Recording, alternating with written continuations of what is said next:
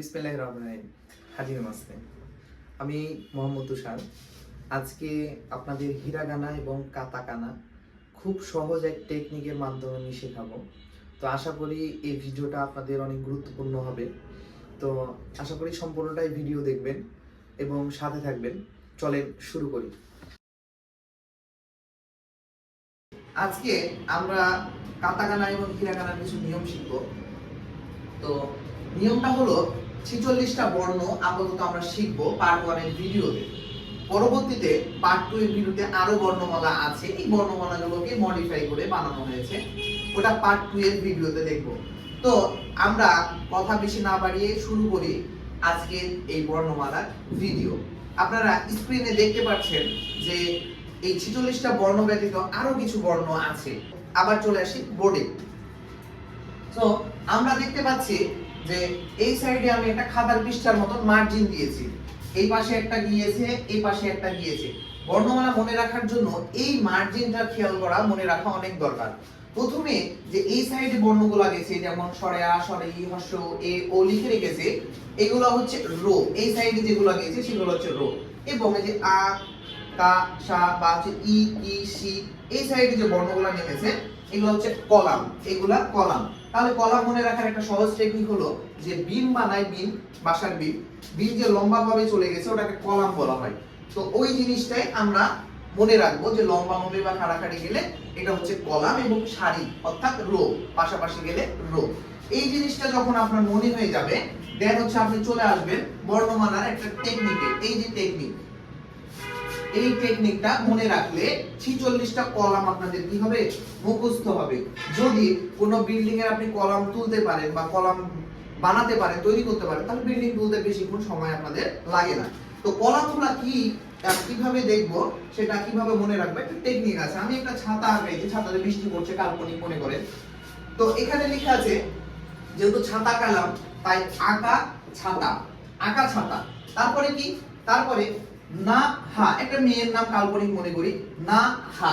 তারপরে কি, মাইয়ারা, অনেক জায়গায় মেয়ে মানুষকে মাইয়া বলে ডাকা হয়, তাই এটা মনে রাখবো, মাইয়ারা। তারপরে ওয়া দন্তন্য অন, ঠিক আছে, ওয়ান, এভাবে মনে রাখবো, ওয়ান।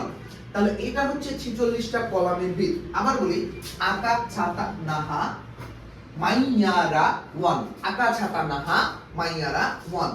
এই জিনিসটা আগে মনে করবো, এই জিনিসটা আরেকটা পার্টে মনে করবো, এই জিনিসটা আরেকটা পার্টে মনে করবো। তাহলে তিনটা পার্টে মনে করলে আমাদের সহজভাবে মনে থাকবে। এই যে কলম, আমি কি বলেছিলাম, খাতার পৃষ্ঠার মতন আমাদের কলাম, লম্বা লম্বি। এই যে আমরা এই 46টা কলাম আমরা কি করলাম, মুখস্থ করলাম, মনে করলাম, স্মরণ করলাম। তো এখানে লেখা আছে আ, কা, সা, তা, না, হা, মাইয়া, রা, ওয়ান, ঠিক আছে। এই যে কলাম, এই কলামের বেস করে পুরা 46টা জাপানিজ বর্ণমালা বেস, ভিত, ঠিক আছে। এখানে লেখা আছে আ, ই, উ, এ, ও, আ, ই, উ, এ, ও। তো প্রথম যে আমাদের রো আছে, জাপানি ভাষার উচ্চারণ করে আ, ই, উ, এ, ও, ঠিক আছে। আমি লাল পেন নিয়ে নিই, তাহলে বুঝাতে আপনাদের সুবিধা হবে। এখানে দেখেন, এই যে আ, আমাদের কি প্রথম মনে রাখার টেকনিক আ। তারপরে কি কা, মনে রাখার কা। তো আমাদের প্রথমটাই শিখি আ। জাপানিজ যে রো সাইডে গেছে আ, ই, উ, এ, ও, ঠিক আছে।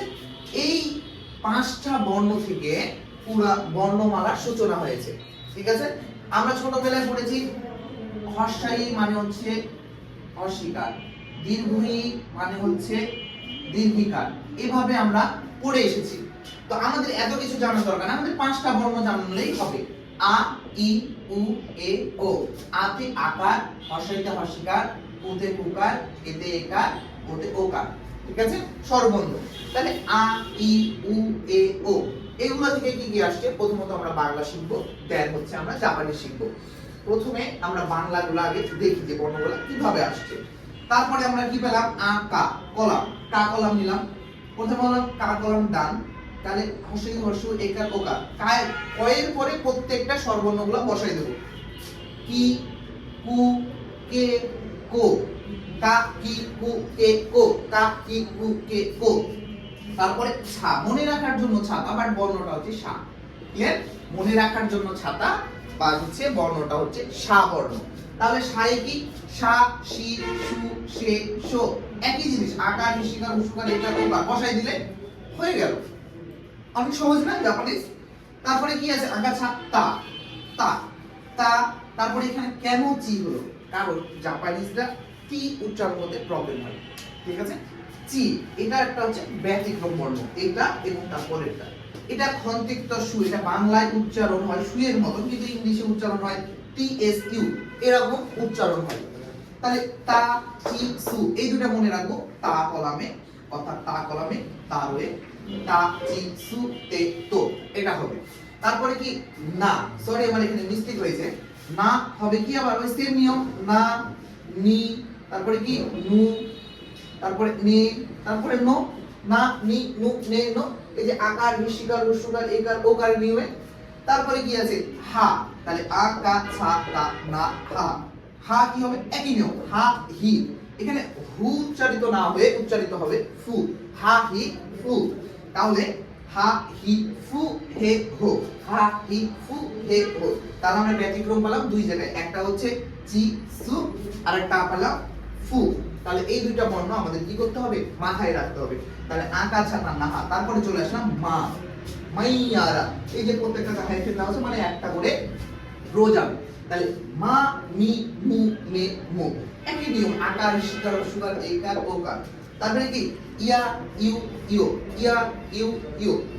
তারপরে কি রা রি রু রে রো, এখানে ইয়া ইউ ইও তুমি, ইউ মানে কি ইংরেজিতে তুমি, এটা মনে রাখার জন্য ইউ সব সময় মাঝখানে হয়, ঠিক আছে। ইয়া ইউ ইও। এখন অনেকে ভুল করে ইউ ইওটা আগে দেয় ইউটা পরে দেয়, সবসময় মনে রাখবে তুমি আমার জীবনের মাঝখানে, একটা মজার কথা আছে তুমি আমার জীবনের মাঝখানে, তাই ইউটা মাঝখানে।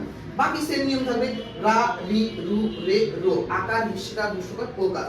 তারপরে ওয়া বর্ণতে দুইটা বর্ণ, একটা হচ্ছে ওয়া একটা হচ্ছে ও, ওয়া ও, এটাও ও এটাও ও, বানান ভেদে বসে যখন পড়বে তখন আপনারা বুঝতে পারবে এই ও কোথায় বসে এবং এই ও কোথায় বসে বানান পড়ার সময়। যেমন হচ্ছে ষাঁড় বানানে আমরা সাধারণত গ্রাম বলি পেটকাটা মূর্ধন্য স, আর যেমন দন্তাস স দিলে ষাঁড় বানানটা পরিপূর্ণ হয় না কিন্তু উচ্চারণ আসে। সেম ওরকম যখন আমরা বানান শিখবো তখন এই বানান এবং এই বানান আমরা নিজে থেকেই শিখবো।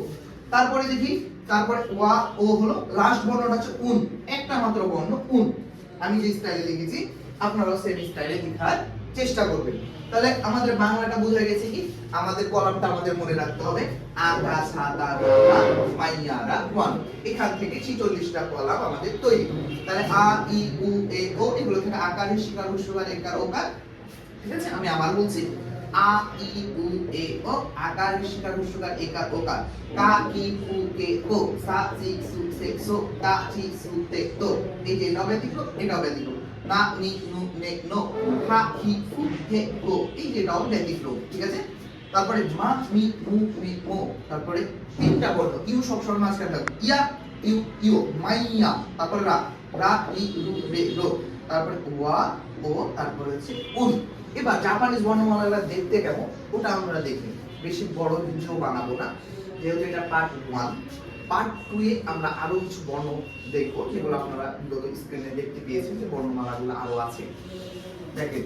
তারপরে জাপানিজ বর্ণমালা আ দেখতে হয় আ ই উ এ ও, তা ই উ এ ও, সা সি সু সে সো, তা চি সু তে তো, না নি নু নে নো, হা হি ফু হে হো, মা মি মু মে মো। তারপরে কি হা হি ফু হে হো, মা মি মু মে মো, ইয়া ইউ ইও, তারপরে রা রি রু রে রো, তারপরে ওয়া ও, তারপর কি দেন হচ্ছে লাস্ট বর্ণ উন বা দন্তান্ন। ম্যাক্সিমাম ক্ষেত্রে দন্তান্ন ব্যবহৃত হয়, উন খুবই কম ব্যবহার হয়, ঠিক আছে। দন্তান্নটা বেশি উচ্চারিত হয়। তাহলে এই যে আমাদের ব্যতিক্রম কি তা চি সু, তারপরে কি হা হি ফু, এই দুইটা বর্ণ আমাদের এই সূত্র অনুযায়ী একটু ব্যতিক্রম। সুগারি বসে কৃষিকারী বসে তারপরে উচ্চারণে একটু ব্যতিক্রম আছে। তো এই ছিল ছোট একটা ভিডিও।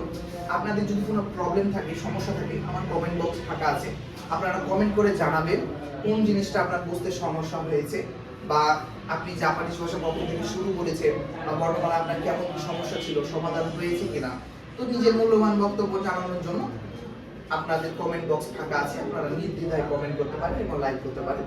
ধন্যবাদ আপনাদের সবাইকে। আসসালামু আলাইকুম ওয়া রাহমাতুল্লাহি ওয়া বারাকাতুহু। জামাতা আসসালাম।